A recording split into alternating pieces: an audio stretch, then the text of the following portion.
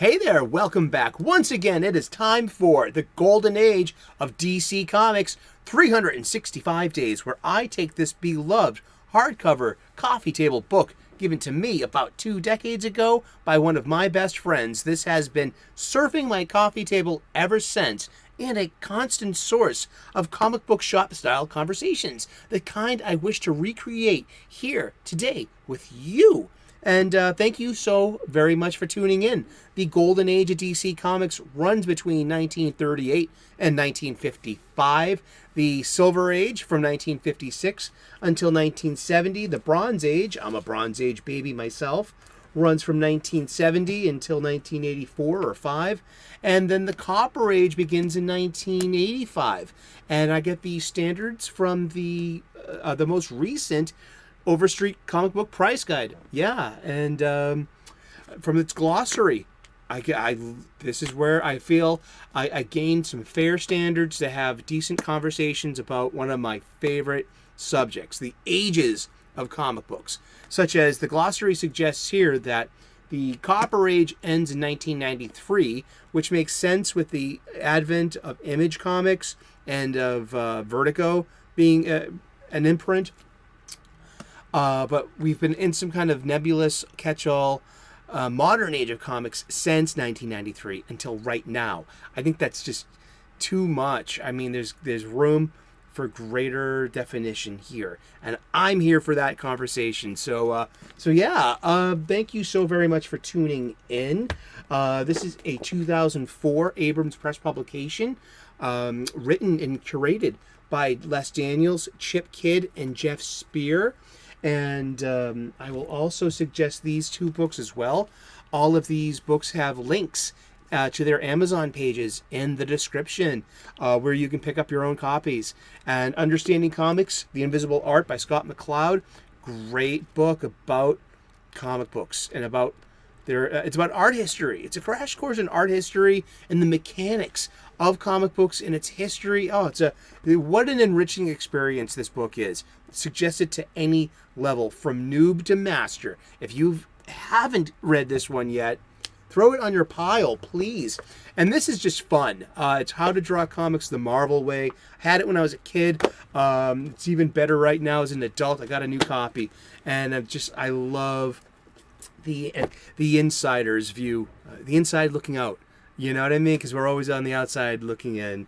Oh, it's a great balance here. Thank you so very much. We're using this book for its intended purpose. It's a 365 days book. We're opening to today's date, which is September the 18th. El 18 de septiembre. Cállate, gringo. We're opening to today's date. We're going to look at some comic book art from an antediluvian age. We're going to read the blurb, and then we're going to talk about comic books. And we're going to talk about comic books every day for the rest of the year. So pull up a chair to the coffee table with our coffee table book. Grab a cup of your favorite, whatever, and pull up a chair. You're welcome here. Join us. Be part of the conversation. Leave a comment. Oh, this is a good cup of coffee. You are, in fact, the most important part of the show, the conversation that we're having.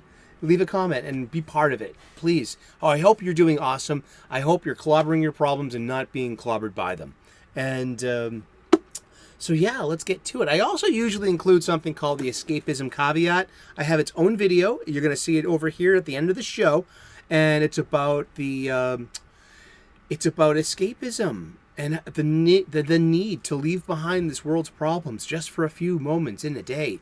And then this thing with activists and agenda and advocacy, and always trying to put the real world and its problems and its responsibilities into our fictions and into the spaces where we had escapism. I mean, we need a break from such things, and that's what escapism is for.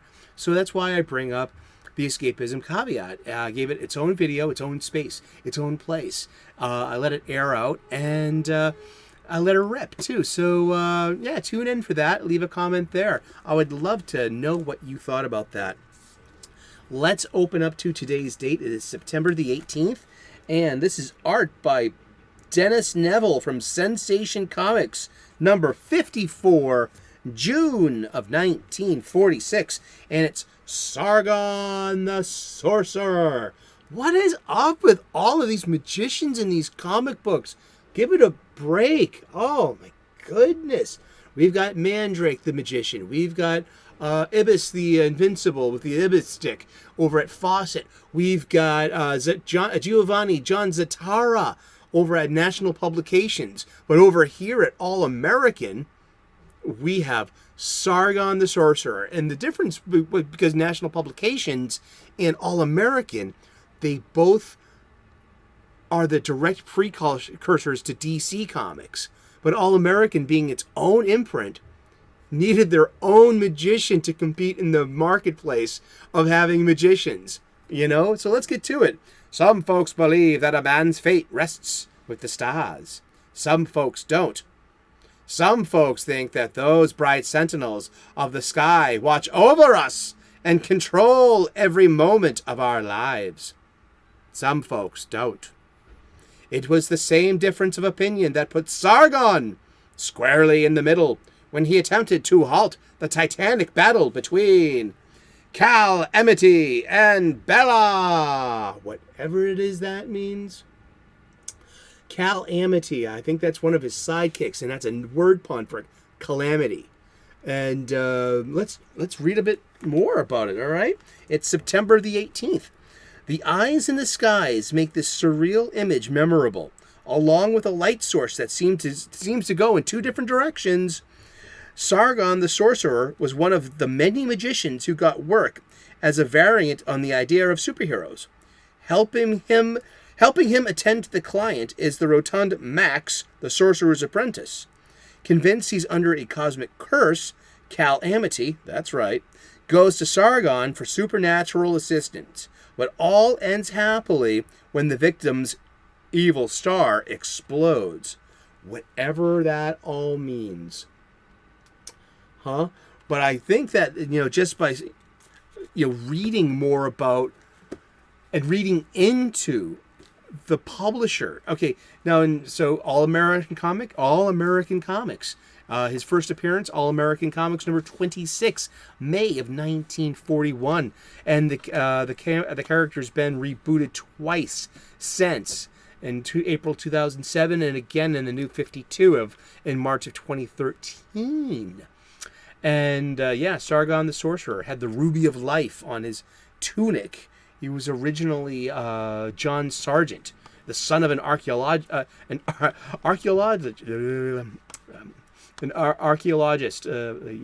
not going to even go there. You can make fun of me all you want. I stumble over words. It took me forever to say,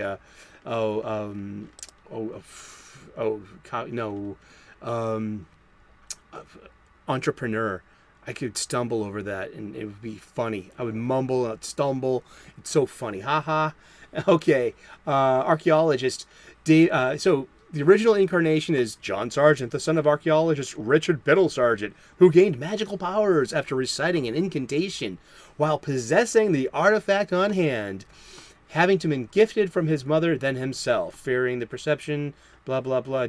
Fearing the perception of that he may receive from having genuine magical powers, the character opted to form a stage magician persona to disguise his genuine magic as stage magic.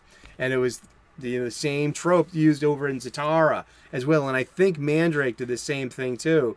So it's, and I remember when this character got killed off in the pages of Alan Moore's Swamp Thing. Yeah.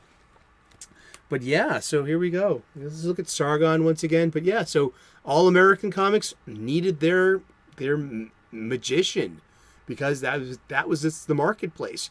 You had a speedster, you had a magician, you had the big stand-up hero. So it seemed like there was that was just what they were offering, and that was like basically their menu and what was on the menu.